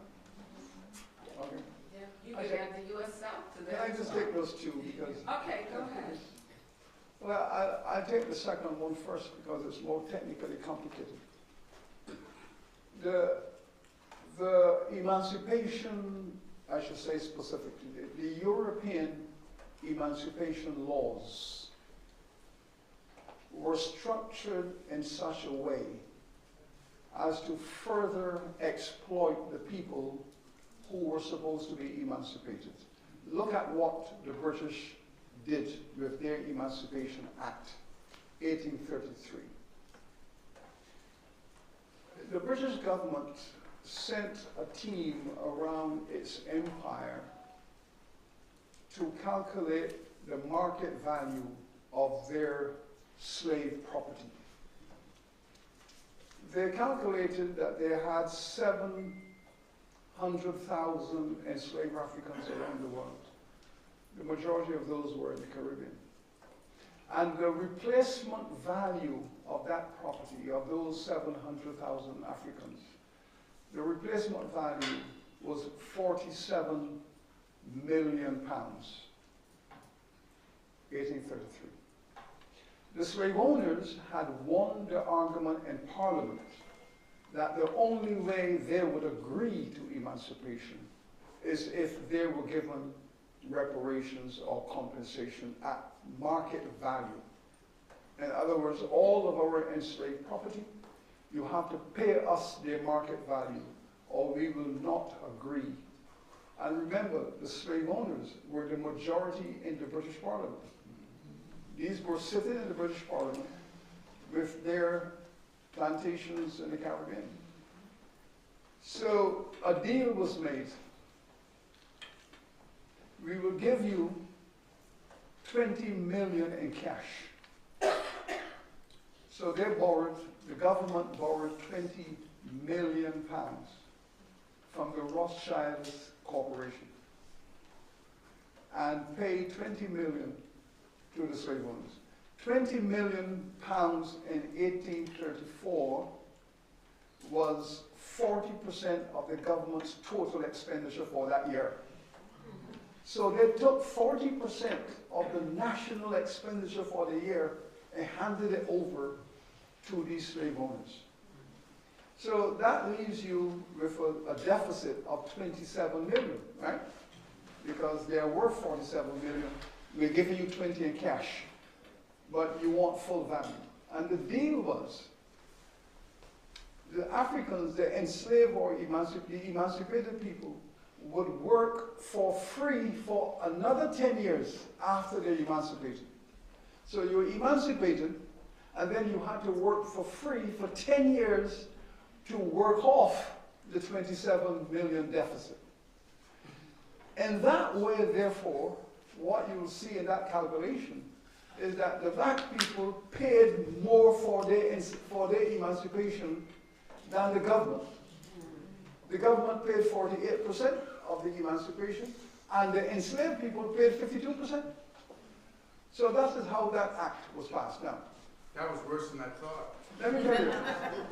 But no, the worst part of it, in my judgment, was that that act can be described and has been described as the most racist act ever passed in the British Parliament. Why? Because for the first time in the 300 years, for the first time, the government actually had to admit that they had reduced black people to property and that they were not human beings. Because the act was paying property compensation. And you can only pay property compensation if you have property to be compensated. So the act began with a recognition that the 700,000 Africans held in bondage were indeed property. And we were taking the property away from the legitimate owners, and therefore we have to pay property compensation. That was the deal that went down in that so-called Emancipation Act. In Haiti, it was arguably worse. The Haitian people fought for their freedom, they won their freedom, they declared slavery abolished, they declared their sovereignty and independence. And on the 21st anniversary of the Haitian celebration of independence, the American government and the French government sent warships into the harbor of Port-au-Prince and surrounded that Haitian government while they were celebrating 21 years of independence. And they were told that unless they pay reparations to the slave owners, they were going to invade the country and restore slavery. So the American government, the French government, two powerful armies, and the Haitian cabinet met and agreed that the only way they could protect their sovereignty was to pay the reparations. And the irony of that was that sitting in the cabinet room as ministers were former slaves, whose value had to be calculated to make up the sum. And the sum came to 150 million francs, the value of all the African people in the country. 150 million francs then is about 30 billion US dollars today. It's about 30 billion US. And they told the Haitian people, the government, you pay us that 30 billion, or we're going to invade the country and restore slavery. And so in 1825, the calculation was made, and the Haitian government did not complete the payment of that for another 100 years. For another 100 years. And the remarkable thing about that payment was that in some years, 80% of the national income of the country was going to pay France reparations. So here's a country, young and emerging, exporting its coffee, exporting its sugar, and 80% of all the wealth that they generate from the economy has to go to France to pay reparations to the slave owners. So the country was bled for 100 years by the slave owners who were in the government. 100 years. That reparations was not finally paid until the 1940s, from the 1820s to the 1940s. And people ask the question today, why is the country in the mess it's in? Why is it poor? Why is it broken? It's broken because no country in the world has ever had to endure that kind of economic exploitation. And of course, you either had to pay it, or you run the risk of being invaded by the most powerful armies in the world. Thank you. Now, the first question that spoke about what are the people themselves doing in terms of mobilizing their economic resources, economic institutions, and so on. Well, as I said, in the context of the Caribbean, the Europeans walked away. The very fact that we have institutions in the Caribbean in the first place is a tribute to the sense of responsibility of the people taking control of their destiny. They inherited what we call the colonial mess. They inherited illiteracy, mass poverty, broken infrastructure. These colonies had nothing to build sustainable development. That's why they were called colonies. A colony is a place you extract. It's not a place you put in. It's a place you extract wealth. It's not a place where you invest. And they were on their own. I have tremendous admiration for all of those Caribbean governments, not because I'm from the Caribbean, because I know what they started off with. And the very fact that they were able to build democracies, the fact that they were able to build economies that work, societies that are functional, is a tribute to them. I had a meeting in my office about 3 weeks ago with all of the British High Commissioners in the Caribbean. The High Commissioners from Guyana, Belize, Jamaica, Cayman, Bahamas, Trinidad, Barbados. They all came and we had lunch in my office. The University of the West Indies is this year celebrating its 75th anniversary. Built in 1948. Now, 1948, the British government determined that the health of the black people in the Caribbean was the worst in the British Empire. Of all the British Empire, the health of the black people in the Caribbean, because of the legacies of slavery and the extraction, was the worst, and that the Caribbean was an embarrassment to the British Empire. That was their report. And therefore, they said they will build a small school, a medical school to help. And they gave the Caribbean people a small grant to build a small medical school. 33 students in a wooden building, 33 students studying medicine in a wooden building. And that was their gesture. But we were grateful. And we took it. And we built the medical faculty with 33 students. And I was able to say to the British High Commissioners, well, we thank you for that gesture 75 years ago. But look what we have done with it. We are now 75 years old. We have 55,000 students. And we are ranked in the top 1.5 of the best universities in the world. This is what we did. This is what we did. Okay? So, we took responsibility for ourselves. We took responsibility for our future. And we started out in very difficult, adverse circumstances. But we've made significant progress.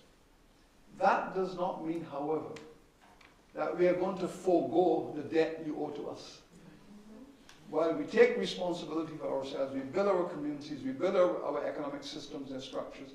I sit on the board of directors of the largest financial company in the Caribbean. It's called Sagicor Financial. It's the largest insurance and finance company in the region. It is also operational in this country, has several branches in this country and several branches in Canada. It is traded on Toronto Stock Exchange, on the London Stock Exchange. But this was a small, little, colonial, racist institution that only white people could work in there. All the directors were white. When I returned home to Barbados, my native island, I had a wife and I had a son. And I called a friend of mine and I said, I need to have a life insurance policy for my family. And they brought me a policy and I signed it up, you know, the Barbados Mutual Life Insurance Society. I was happy for that. Paid my premiums.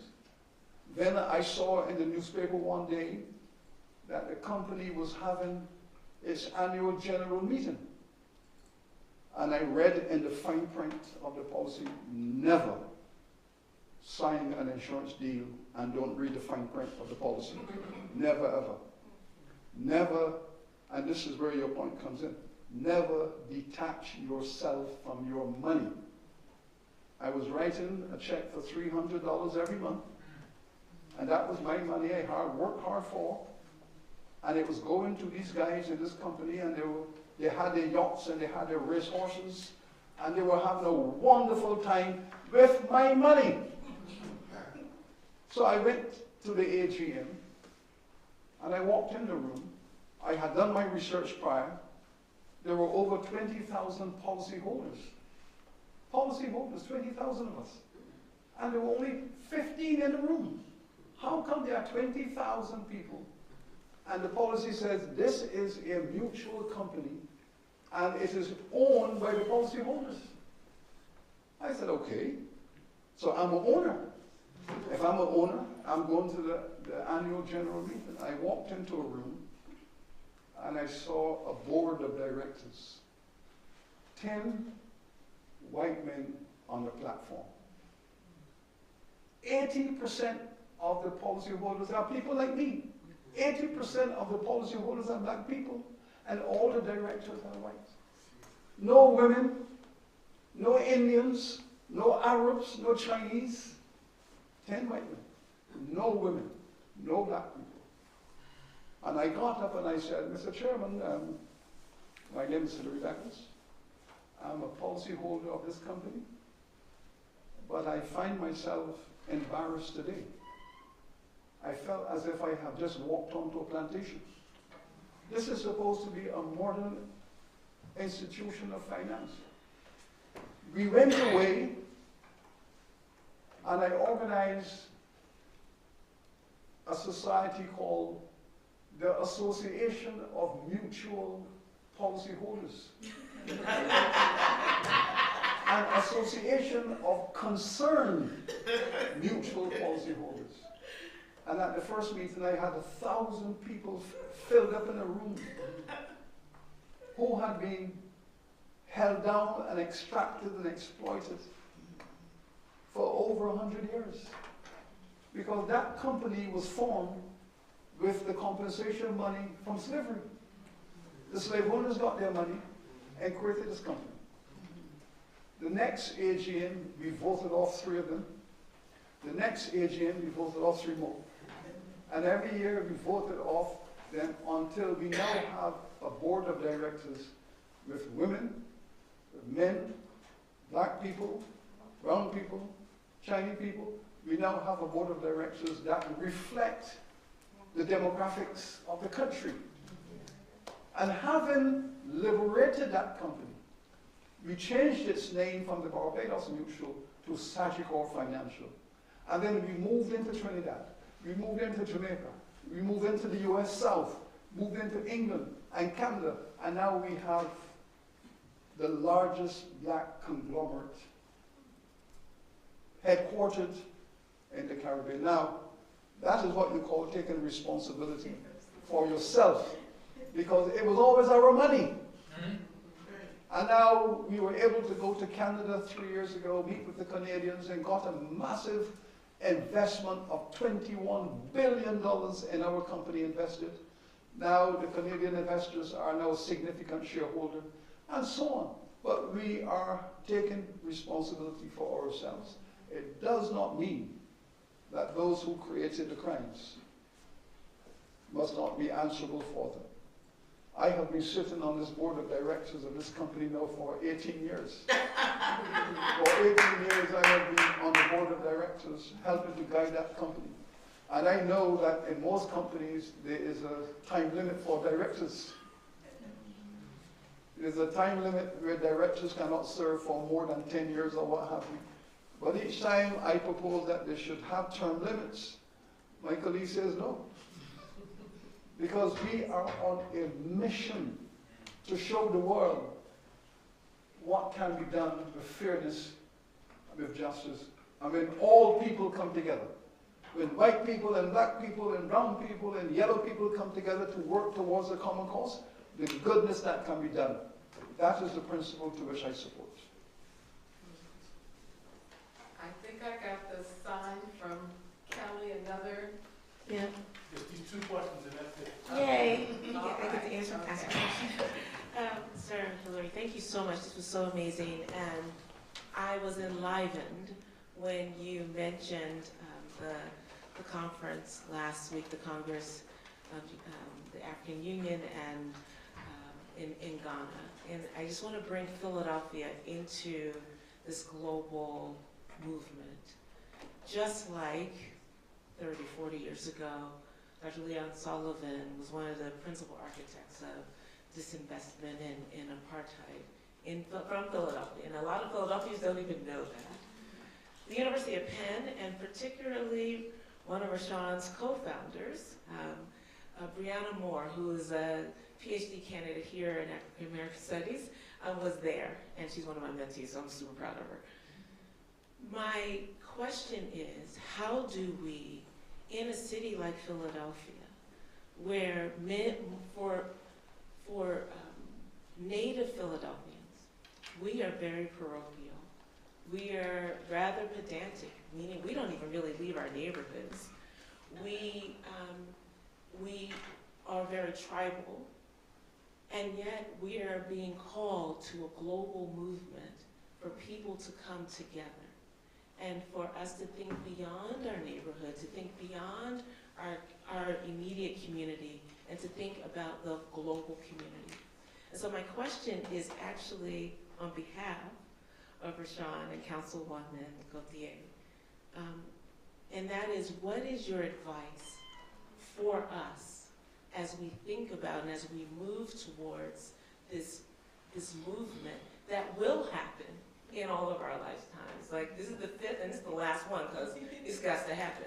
And so what is the advice for a young person, young people who don't have fear, to hold hands with some of us who may be fearful, but who still need to move inward? Yeah. Thank you. Okay, it's, Should we, okay, is that okay if we ask the second? Well, my question is, I really appreciate what you have to say, Sir Hilary. And, the problem with slavery is terrible. It's one of the greatest crimes in history of humanity, but it's still prevalent today. It's prevalent in the Middle East with the kafala system, okay? And nobody knows about this. I'm pretty relevant on, financial issues and various other things. And I just really found out about the kafala system just about 6 months ago. That's where, employment agencies in countries like Uganda and Kenya, they get people from broke countries and they ship them over to countries like Saudi Arabia, Jordan, Kuwait, Lebanon, it's like, it's terrible. And then they can't get out, all right? So they're going from countries where they make no money, absolutely like nothing. If you make $100 in Uganda, you're lucky, all right? So they sign up with these employment contracts to go over to Saudi Arabia, and then they sign up for a 2-year employment contract or something like that. And, well, they're lucky if they get paid. They get beaten, they get sexually abused. Okay, sir, If they could you ask your question? I mean, like, this is modern day slavery, Okay. and it exists currently. You know, like to the tune of tens of millions of people are being abducted into this system over there, and it seems like nobody even knows about it. All right, so What can we do about that? Respond to that, thank you. Okay. The first question first. I think young people have to be encouraged to follow their conscience wherever that leads, because there are some young people who have an impulse to oppose an injustice, and if they have that impulse, if they have that inclination to wish to contribute to their community and so on, I think you must encourage them and prepare them for it, because it's very difficult. It's very difficult. We mustn't idealize the idea of providing grassroots leadership and support. It can be very dangerous. We have to be very careful how we prepare young people to enter into organizations to lead and so on. My students at University of the West Indies would often say to me, Professor Beckles, you are not a role model for us. And I would smile and they say, well, you know, you're probably the most hated person in the Caribbean. No one has ever been more publicly abused in the Caribbean in the last 40 years.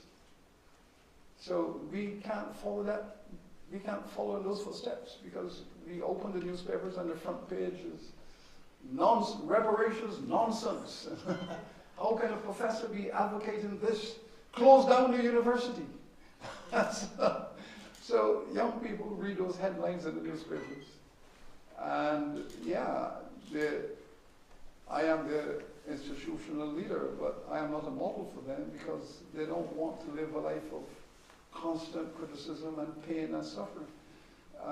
Fortunately, they haven't got into the business of killing us yet, and so on. So I also remember the first lecture I gave on reparations. I was 23 years old.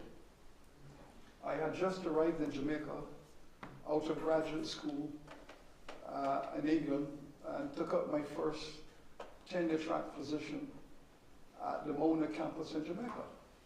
And when I got there, the Marcus Garvey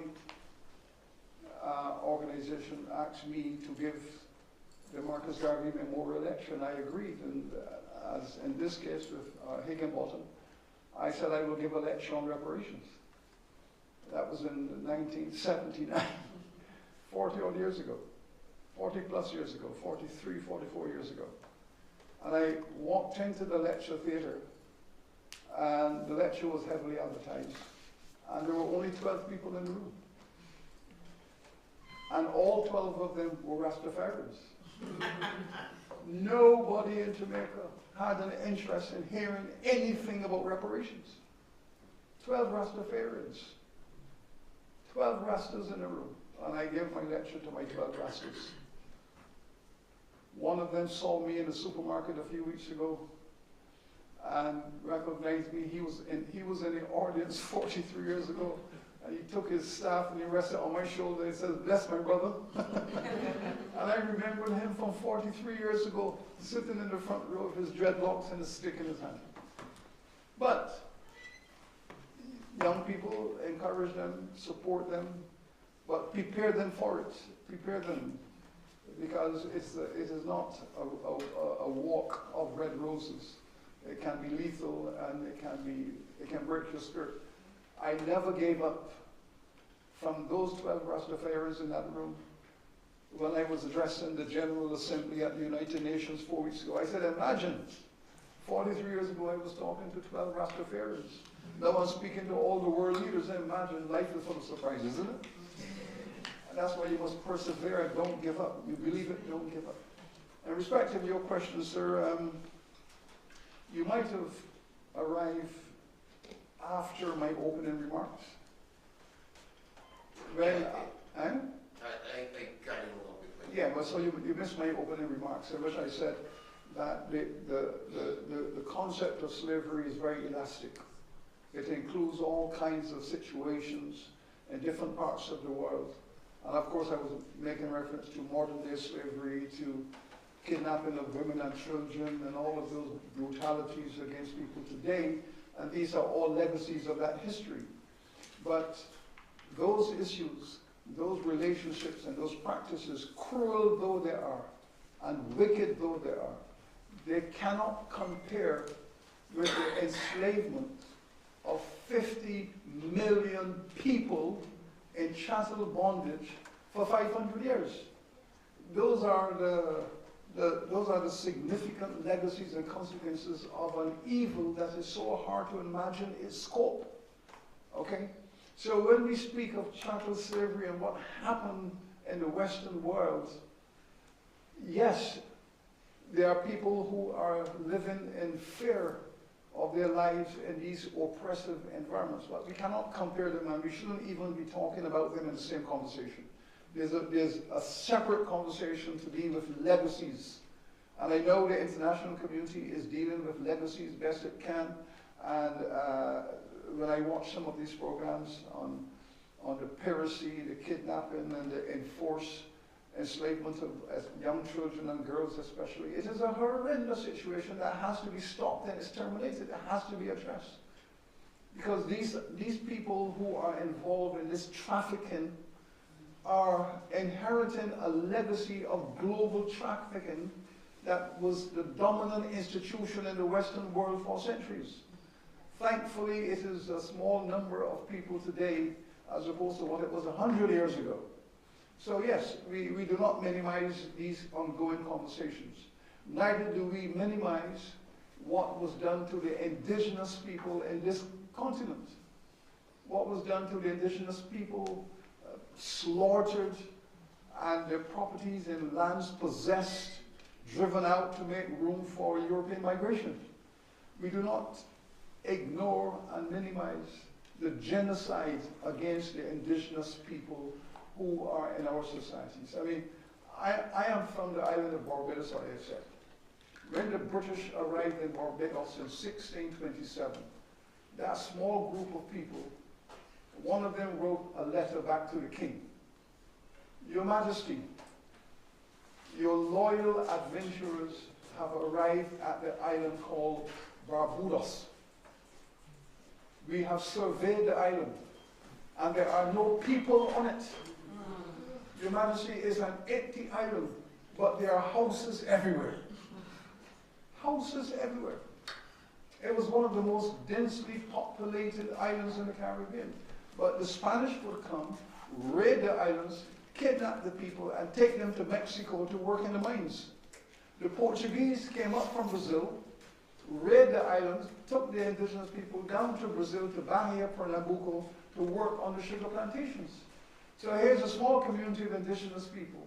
We believe they had over 200,000 people on the island, wiped out. Complete genocide, wiped out. So we have that history also to deal with. So we do not prioritize the pain and suffering of black people, and we don't say the pain and suffering of black people is greater than the pain and suffering of any other people. We don't go there. We don't compare pain and suffering. We cannot imagine what has happened to those indigenous people and how they feel today. So, you know, we deal with these injustices as they come before us. And the people in the world today who are being kidnapped and driven into forced bondage, yes, we must be in solidarity with those people who are opposed to that struggle as well. Thank you very much.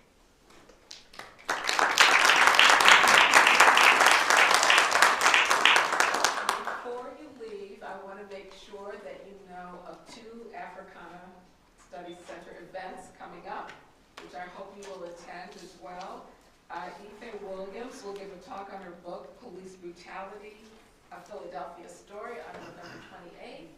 And on November 29th, the program on Race, Science, and Society will host a lecture by visiting Fulbright scholar from Australia, Vanessa Turnbull Roberts, on unveiling the intersections of human rights and child removal from a First Nations perspective. So I hope you'll join us for those. Thank you for your attention, and most of all, thank you so much, Sir Hilary Beckles, for your insight.